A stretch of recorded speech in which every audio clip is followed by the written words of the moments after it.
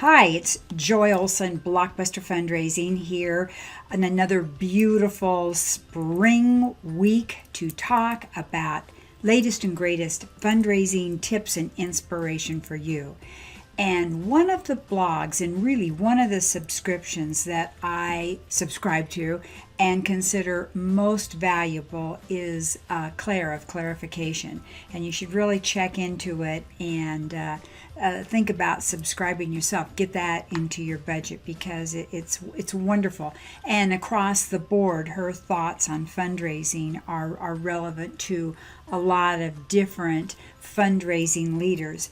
But she talks in this one blog, a fairly recent blog, about a subject that was really close to my heart in the last 6 years that I was an actual development director. And that is about fundraising and marketing today. Because in 2009, I went into a very specific development situation, and it was a turnaround situation, and it was intense. But one of the most exciting parts of going into that particular position in 2009 was the change that was going on in fundraising because of technology. It was incredible, and I was so excited to be there. I felt like a pioneer, and it's not very often that you get to be a pioneer in some new effort that's taking off. And one of the hardest things for me, being so excited about being a leading edge in this technology revolution, was working with the marketing department and the board and my executive director to make them see or to create the vision that I was seeing on how different fundraising was going to be. So when I read this article from Clarification by Claire about nonprofit fundraising and marketing being so different today, I thought I am going to use this blog as a way to talk to you today about it, about this change, and about how exciting it is. And Claire says that even now, in 2018, not every nonprofit she encounters seems to have received the message. I know back in 2009 that I had in 2010, in 2011, in 2012, I had such a hard time connecting the message, the technology to the marketing piece. So I'm excited to talk about this today because Claire paints such a beautiful picture and really summarizes it so that I think that we can really get the point and the focus of each piece of this new way of fundraising. And she says that, of course, the road to success has changed more in the past 5 years than the preceding 50. And I believe that to be so true. And if it's changing, and if you've been involved, like I have, in the technology the last 5 years, you know that it almost changes more in 1 year than the last 5 years. So it's moving fast. Well, why? What is this change? Well, people refer to it as digital, the digital revolution. And I was with PBS many years ago. That's where I entered the development field. And digital was a main topic in those days. How was everybody going to go from analog to digital? How much was it going to cost? Who was going to be doing it? And this is what's happened to fundraising. And a lot of people thought it was a disruptive force and the end of business as usual. Well, it probably is the end of business as usual. And then a lot of people, when it came to fundraising, said outbound marketing has been proclaimed dead, making the way for inbound marketing. Oh, what does that mean? The world is networked digitally right now. in a way that was until recently unimaginable to most of us. Really, just think about it. You know, when you really notice it is watch a movie just from maybe 10 years ago or 15 years ago, and a crisis comes up and you think, well, where's their phone? Well, why don't they message or why don't they text? And you realize, my gosh, we live in such a different world now. So what is this different world? What does it mean for us as nonprofits? Especially for those of us that excel in the small or find ourselves excelling in the small to medium-sized nonprofits who don't have these huge staffs. We don't have an online fundraising coordinator. We don't have a digital communications associate. We don't even have a social media specialist or a digital philanthropy manager. Wouldn't that be nice? So maybe you are like me that has to kind of do a lot of these pieces of the pie. So how can you compete to raise awareness and support among your likely constituents, among your likely donors? Well, you don't have to do everything, but you just have to be smart about what you choose to do and how you do it. Now that's why people like Claire of Clarification and some of these other thought leaders like John Hayden I followed years ago when I first found myself doing the social media piece.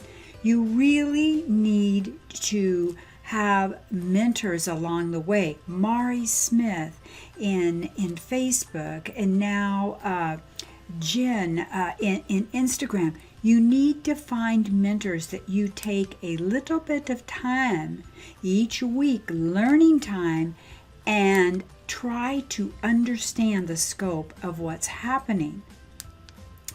Claire says, don't think for 1 minute that because you're small, you have to fall by the wayside. Au contraire, it's time to stand tall, even if you're only 5'2", and reach for the clouds. Speaking of reaching for the clouds, I was so excited one year, and maybe I'll put up, I will, on the screen.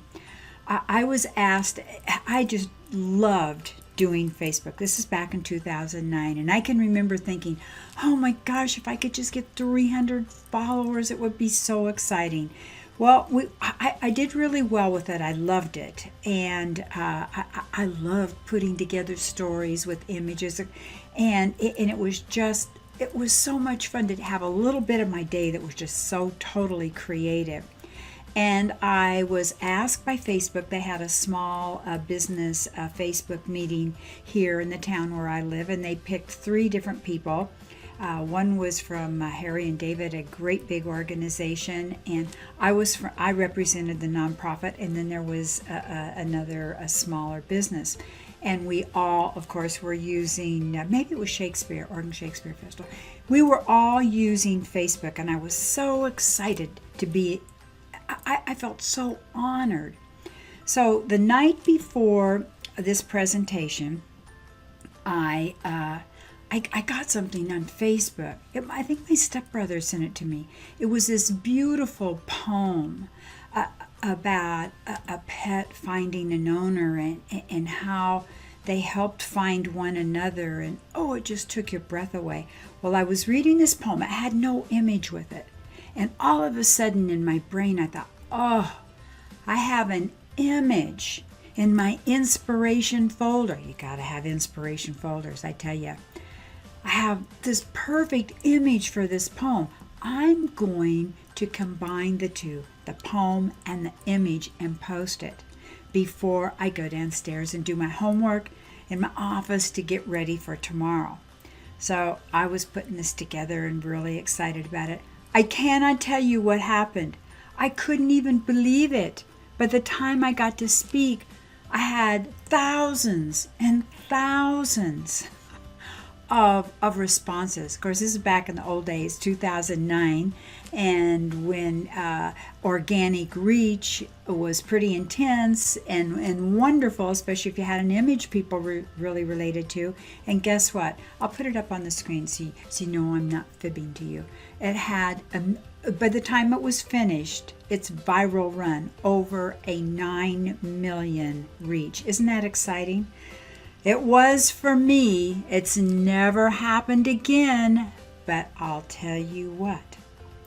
I realized immediately the power of social media and telling a story and putting the right words and the right image together and what magic can happen. So, stand tall and reach for the clouds because you too can go viral. All right. You do have to master 3 fundamentals. And Claire says this is actually true, and I do totally believe this. And if you don't master these, you're going to get left behind. And I don't think you're going to be as good a fundraiser right now. You've got to have some tech excitement and know-how. Okay, and why? Because increasingly, and you know this, people are communicating. They're getting their news, they're finding information, and they're conducting their financial transactions online. Okay? So, if you're not where likely donors or constituents are, well, then guess what? They're going to cease being likely for you because folks, your donors, your prospects, your possible constituents aren't going to find you. So before this digital revolution, there was word of mouth. There was networking. Remember networking, word of mouth? And people gossiped around the infamous water cooler. And they recommended and critiqued and complained to the Better Business Bureau. Those seem like a million years ago, doesn't it really? So today, people review everything online. They share online. They communicate online. Word of mouth, hey, word of mouth is online. So online is where you need to be. Hey, listen to this. And I'm sure you're very aware of Jeff Bezos at Amazon CEO. And he says, your brand is what people say about you when you're not in the room. Whoa! If you're not there actively, you're still there passively. People will Google you. So it certainly behooves you to be in control of the conversation. Today's prospective nonprofit donor or supporter is already far down the road towards knowing a whole lot about you before you're even aware that they exist. And in fact, as the last few weeks, and I think all of us are finding our way with all the secrets and lack of privacy that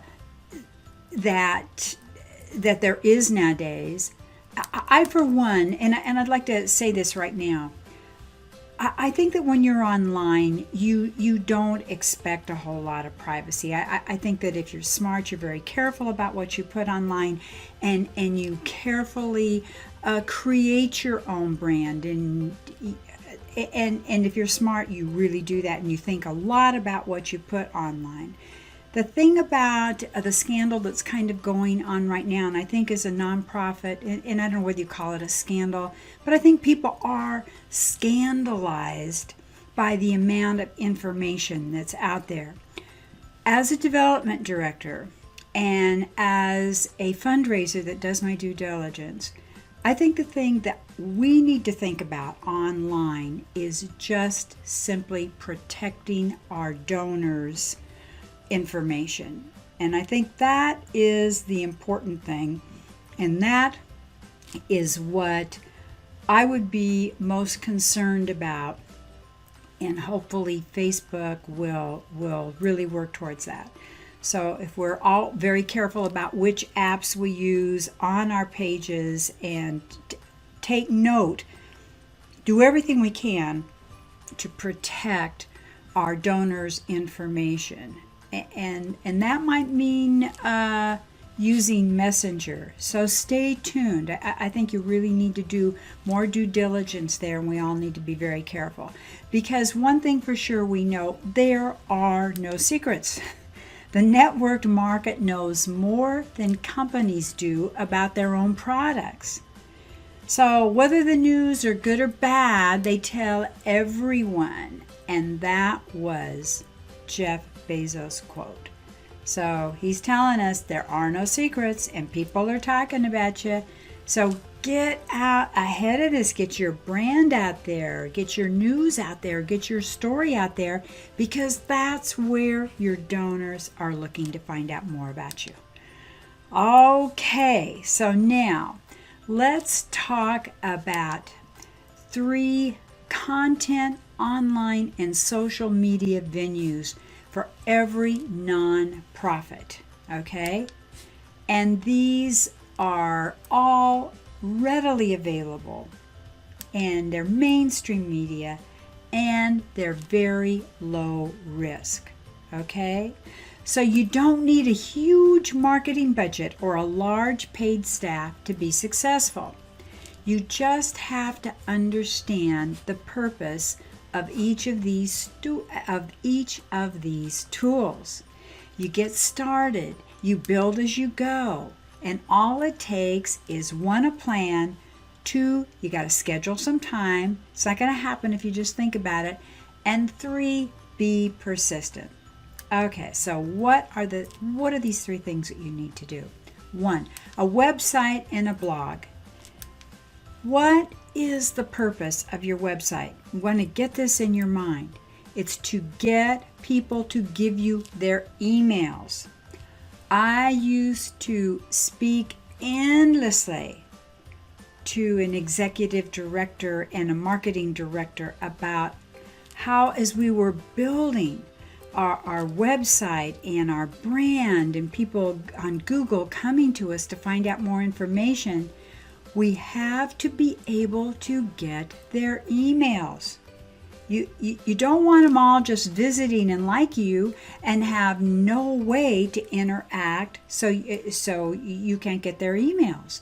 So you can do a lot of things through your own website and your blog now, and it's really important that you do. I mean, you can do a lot of things through your Facebook and your Instagram, but it's the content hub of all your fundraising and marketing. That's your website. I used to say it's your portal. It is where everyone comes to find out something about you. And you know, I don't know whether this is still true. It was up to a few years ago. Your about page is the #1 place people go. So everything that you do should drive interested peeps to your site. Why? Because you can do what you cannot do easily anyplace else. What is that? You can collect their email addresses. This is so important. There's really almost no other reason to invest the time online if you can't get someone to interact with you and get their email. Because once you have their email, and you're going to protect this email like gold, you're not going to sell it or give it away, you're going to really protect it and cherish it, you can then control messaging to these readers. You do not have to wait for them to find you accidentally once again by searching on Google or through social media. Your email list is golden. You own your email list and website. They're yours. And they're a huge asset. Once people sign up, you then have permission to communicate with them.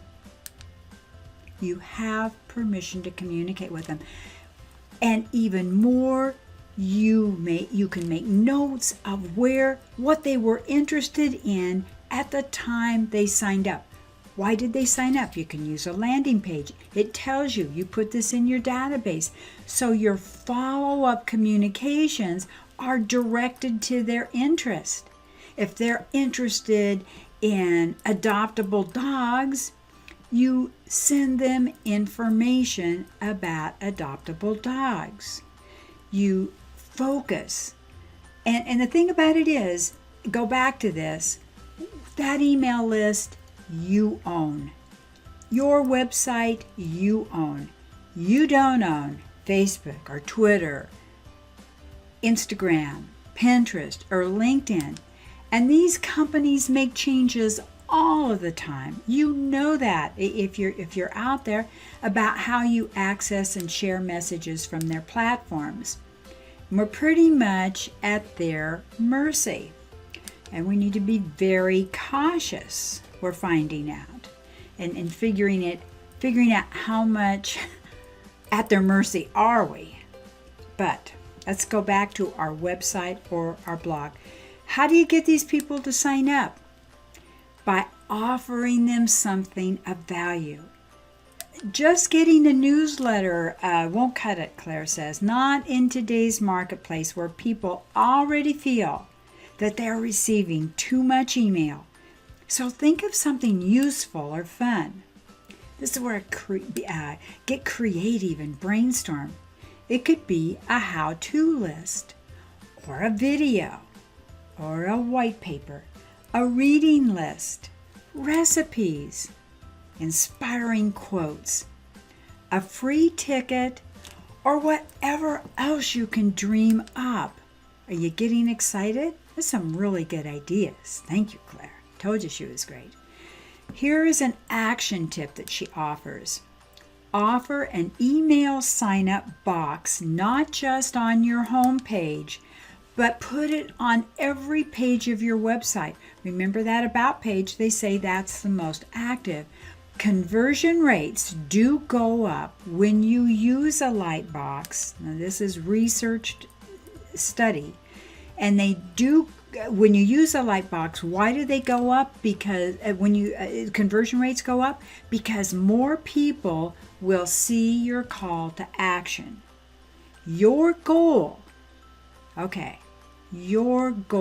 should be to convert at least 1% of your visitors to subscribers. All right, you got a goal, an action goal. And here's an action tip. Ask your donors for email addresses on your mail appeal response devices.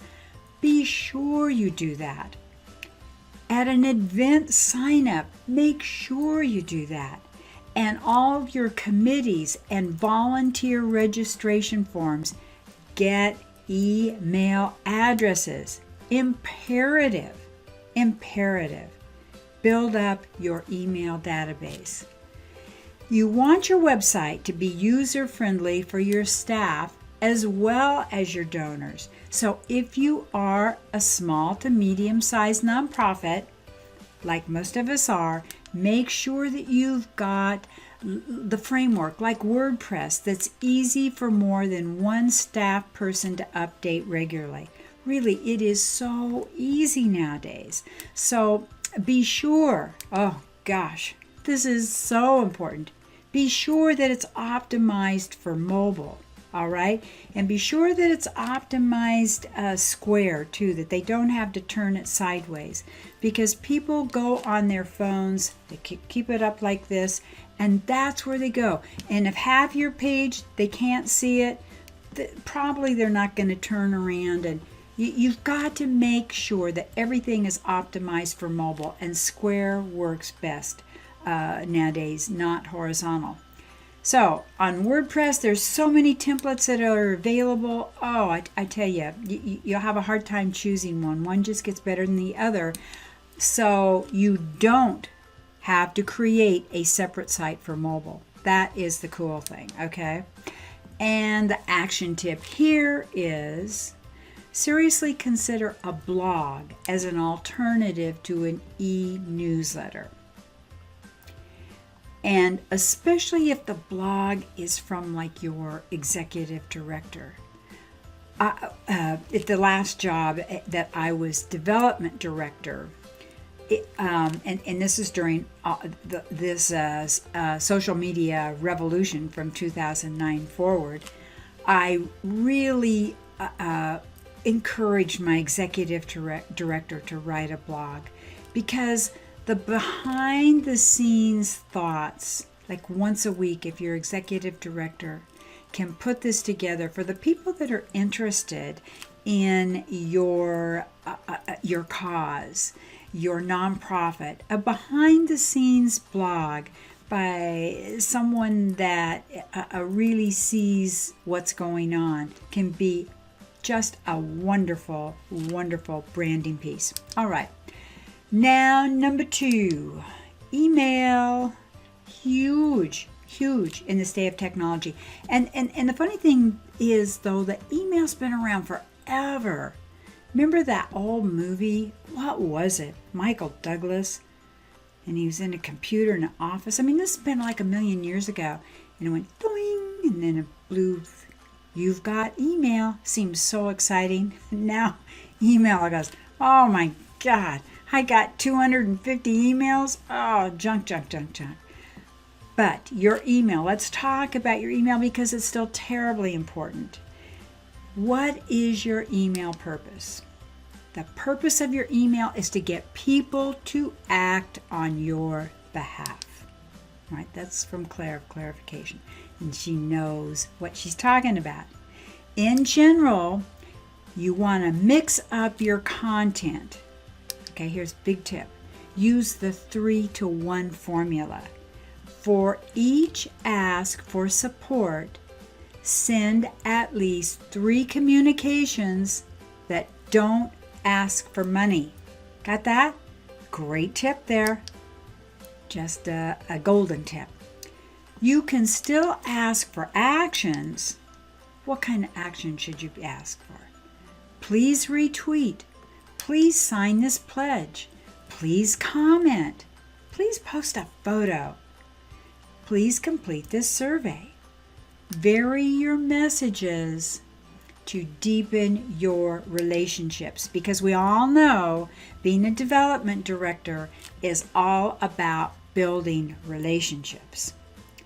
Okay, you ready for 3 key ways to use email? Here they are. Send regularly scheduled emailed newsletters or blog posts. Again, mix up the content. Here, you may want the mix to be closer to 7-to-1. Monthly is a good frequency for most organizations. Send e-blasts when you need to draw particular attention to something. You can send real-time news related to your cause, publicity about your event, peeks into the life of your organization behind the scenes, or announcement about volunteer opportunities. Now, send planned fundraising emails. An e-appeal is different from an offline fundraising appeal. It is usually 1, much shorter. 2, it relies more on visuals. Whether people open it may depend on the subject line and the preview pane. Moreover, the ask must jump out. It's got to be clear, concise, and to the point. What's great about e-appeals is that folks can donate immediately. So, you remember that inspiration folder I mentioned a while ago? When you get emails from other organizations that just jumped out at you, that are clear and concise and a great subject line, and you just opened it and you wondered what they were doing, put it in your inspiration folder on your email list. Shove that, borrow that, use it as inspiration for your great fundraising e-appeal. And an action tip here from Claire is get yourself a good email service provider so that building and segmenting lists, making gifts easy to download, and sending emails is efficient, coordinated, and really semi-automatic. And I think a lot of you know about that, and that's a whole, if you don't, that's a whole different area you need to Google, and or you can check out some of our videos on YouTube about that. Okay, third thing to do with your online branding and your effort here is your social media. So what's your social media's purpose? Here it is: to drive people to your website and get them to act on your behalf. You've got to get them to your website. Get rid of the notion that social media is only necessary if you want to post a cat video and look cool. You'll give up if you think you have to be on every network one of your board members suggests. Just because their teenager only uses Snapchat, and it is a lot of fun, that sure doesn't mean that that's the platform that's going to drive donors to you and get your donors to answer your calls to action. Probably not. You can be aware, but only pick a venue or a few that will drive an action that brings your organization value. Okay?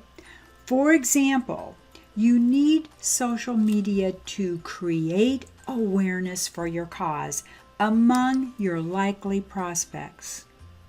Create awareness with people that are likely to donate to you. 2, you want to get to know folks with similar values. 3, you want to connect with new prospects in a meaningful way. 4, engage with those who share the values that your mission enacts. Drive people to your website because they click on a link that takes them there. So important. Use your website links or have special landing pages. Remember that once people come to your website and sign up for your email list, they're yours. You'll own these contacts. And this is huge because it means you'll be able to communicate with them on your schedule. Again, you don't own your social media profile or followers. No way. The social media platform owners do. And if they change how they serve up posts to the people on your site, you may become less visible. I'm sure you have become less visible unless you're paying for ads and promotions, because organic reach is down to practically nothing. So if they think that you violated your terms of service, wow, you may disappear entirely, as they can disable your account. I mean, there are real horror stories about people, especially back, a few years ago when people were building up these huge, massive followings, and then if they did anything wrong, boom, their page was gone. Facebook said, They make the rules, and this means relying on them means risking losing your supporters. So the obvious piece of advice here is don't put all your eggs in the social media basket. And certainly don't make social media about only sharing fluffy stuff. You're going to use it to build relationship with your followers and your fans, because you're taking them from being aware to they're interesting, to I think I'll get involved, to I think I'm going to donate. So look what can happen. Of course, the donation will happen mostly only after you've driven them to your website. So here are 5 ways to drive online action, okay? and you can take it one channel at a time. One, ask your followers to share your messages. Always ask them to share. Sharing helps to expand your online presence. 2, create compelling content. It will get folks to share without your even having to ask. 3, recruit social media ambassadors. Treat them like you'd treat any other committee. Give them a job. Give them a job description, materials they can use, prepared tweets, photos, links to YouTube, and lots of cheerleading and support. And you might, I really love this idea because with your young volunteers that are so skilled, I think from birth, when it comes to social media and all these different channels, you do want to have a definite social media guide as to what they can and they cannot do when they're representing you. And then you want to stay in touch with your current supporters by sharing content with them regularly. Frequency keeps you top of the mind with your donors and your volunteers, okay? And maintain a constant presence and always ask for feedback. So important. You can give them surveys. Please comment. A little quiz, a contest, free events. So, where to begin? Well, Claire says wherever your constituents hang out. I think a lot of us feel like our baby boomers are definitely there on Facebook. Action tip, familiarize yourself with all of the social networks. Then determine those favored by your audience. You can do a quick online survey using the free versions of SurveyMonkey or Google Docs and figure out which feature works best for your objectives.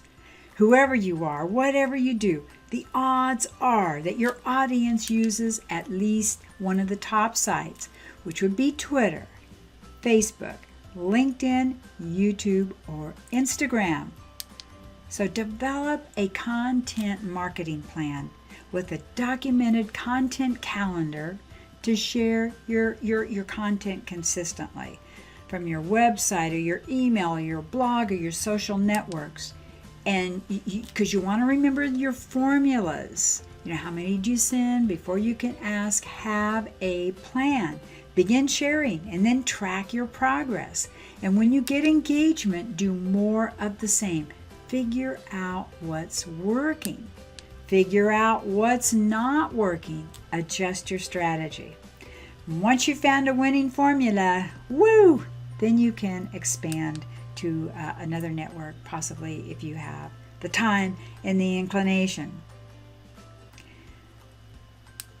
The most important thing, the most sensible area is to place your brand, your pitch, where folks are most likely to see it. So today's consumers of every generation are online. Claire says, it's called Generation C, and the C stands for connected, and it knows no demographic boundaries.